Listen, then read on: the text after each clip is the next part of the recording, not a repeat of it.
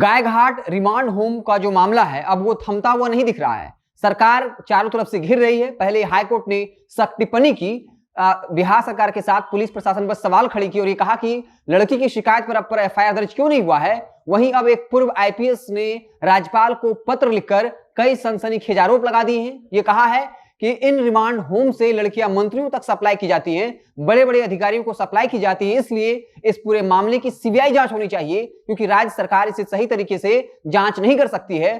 और इसके साथ ही मुजफ्फरपुर शेल्टर होम कांड का भी जिक्र किया और ये बताया कि वहां से खबर आई थी, ये साफ हो गया था कि कैसे उस रिमांड होम से लड़कियां जो हैं वो बड़े बड़े अधिकारियों तक सप्लाई की जाती थी, बड़े बड़े मंत्रियों तक सप्लाई की जाती थी। और उस वक्त के समाज कल्याण मंत्री मंजू वर्मा के पति चंद्रशेखर वर्मा पर आरोप लगे थे।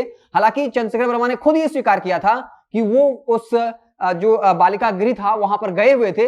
हालांकि उन्होंने कहा था कि उन्होंने ऐसा कुछ भी नहीं किया था, हालांकि उनका नाम सामने आया था, लेकिन जब उसके दोषी को सजा हुई थी तब आरोप के अभाव में वो छूट गए थे और फिर से मंजू वर्मा, जिनको इस्तीफा देना पड़ा था 2020 के विधानसभा चुनाव में, सीएम नीतीश ने उनको टिकट भी दिया। लेकिन अब एक बार फिर से गायघाट रिमांड होम का मामला थमता हुआ नहीं दिख रहा है और राज्य सरकार चारों तरफ से घिर गई है और साफ तौर पर सवाल उठाया जा रहा है कि जब लड़की ने आरोप लगाया तब एफआईआर तक दर्ज नहीं की गई, उसके बाद समाज कल्याण विभाग ने कैसे क्लीन चिट दे दिया बिना किसी आरोप का जांच किए हुए, बिना उस लड़की से मिले हुए कि आखिर वो कहना क्या चाहती है, बिना किसी पूछताछ के आखिर क्लीन चिट कैसे दिया गया। इसके अलावा बिहार सरकार ने उस लड़की के चरित्र पर ही सवाल उठा दिया। तो साफ तौर पे अब इसको लेकर कई सवाल उठ रहे हैं और अब पूर्व आईपीएस अमिताभ कुमार दास ने राज्यपाल को पत्र लिखकर सीबीआई जांच की मांग कर दी है। हालांकि सरकार कह रही है कि प्रधान सचिव के स्तर पर इसकी जांच करवाई जाएगी, लेकिन अब सरकार पर सवाल इसलिए उठ रहे हैं क्योंकि एफआईआर तक दर्ज नहीं हुई। उसके अलावा खुद समाज कल्याण विभाग की तरफ से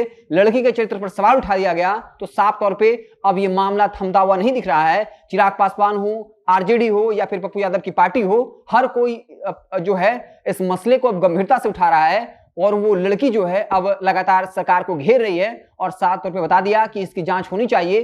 200 से ज्यादा लड़कियों की जिंदगी का सवाल है और ये भी कहा था कि अगर हम दोषी हैं तो पर कार्रवाई होनी चाहिए, लेकिन कम से कम जांच तो होनी चाहिए। और हाई कोर्ट ने भी इसको लेकर तल्ख टिप्पणी की थी और इस सवाल पूछा था बिहार सरकार से, पुलिस प्रशासन से, कि जब वो लड़की शिकायत कर रही है तब एफआईआर दर्ज क्यों नहीं हुआ है। तो अब लगातार गायघाट रिमांड होम का जो पूरा जो घटनाक्रम है उसको लेकर सरकार घिरती हुई दिख रही है। और जब हाईकोर्ट के बाद अब पूर्व आईपीएस ने राज्यपाल को पत्र लिखा है तो साफ तौर पे ये और चर्चा का विषय बन रहा है और साफ तौर पे सरकार हो सकता है जल्द से जल्द इसको लेकर कोई कदम उठाए। लेकिन क्या इस पूरे घटनाक्रम को लेकर सीबीआई को जांच सौंपी जाएगी, एक अहम सवाल है। लेकिन ये सौंपा जाना चाहिए क्योंकि अब तक बिहार सरकार इसको लेकर कहीं ना कहीं पूरे मामले को रफा करने की कोशिश में है। और पूर्व आईपीएस ने इस तरफ इशारा भी किया है कि जब मुजफ्फरपुर वाला कांड हुआ था उस वक्त एक खबर सामने आई थी कि कैसे वहां बड़े बड़े अधिकारी जो है जाया करते थे या उस होम से, उस जगह से लड़कियां जो हैं वो बड़े अधिकारियों और मंत्रियों तक ट्रांसफर की जाती है।